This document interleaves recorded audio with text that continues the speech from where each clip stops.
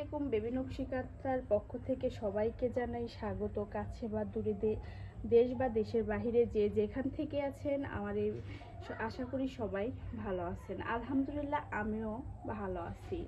তো আমি আজকে এখানে 10টি বেবি নকশিকাঁথা নিয়ে এসেছি। 10টি বেবি নকশিকাঁথা আপনাদের মাঝে শেয়ার করব।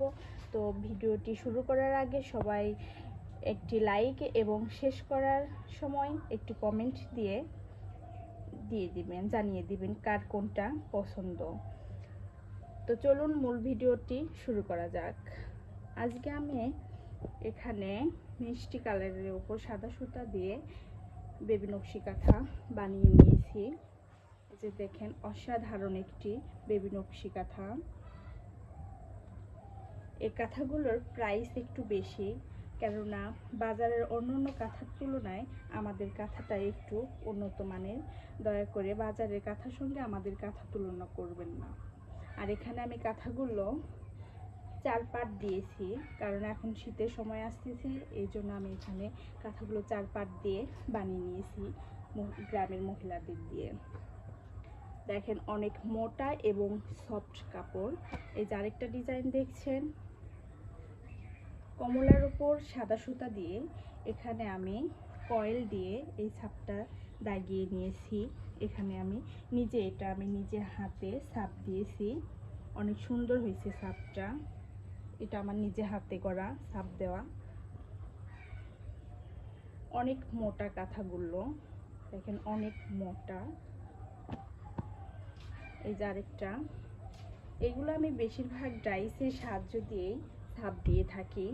হঠাৎ কিছু নিজে আঁকিয়ে সেলাই করে নিই। এটাও আমার নিজের আঁকানো সেলাই, আমি নিজে দিয়েছি, আর্ট করে সেলাই করে নিয়েছি। এই যে আরেকটা জলপাই কালার, অলিভ কালারের ওপর সাদা সুতা দিয়ে, এই যে দেখছেন, এটা মূলত আমি ডাইসের সাহায্যে ছাপ দিয়ে নিয়েছি। আমি বেশিরভাগ কাঁথাগুলো ডাইসের সাহায্যে ছাপ দিয়ে থাকি, এই জন্য সেলাই করতে একটু লেট হয়।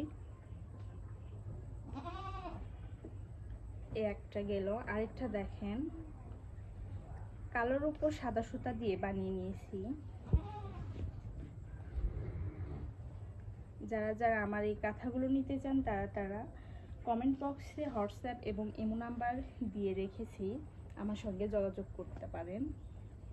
আর দয়া করে আমার চ্যানেলটিকে সাবস্ক্রাইব করবেন, আশা করি আপনাদের কাছ থেকে।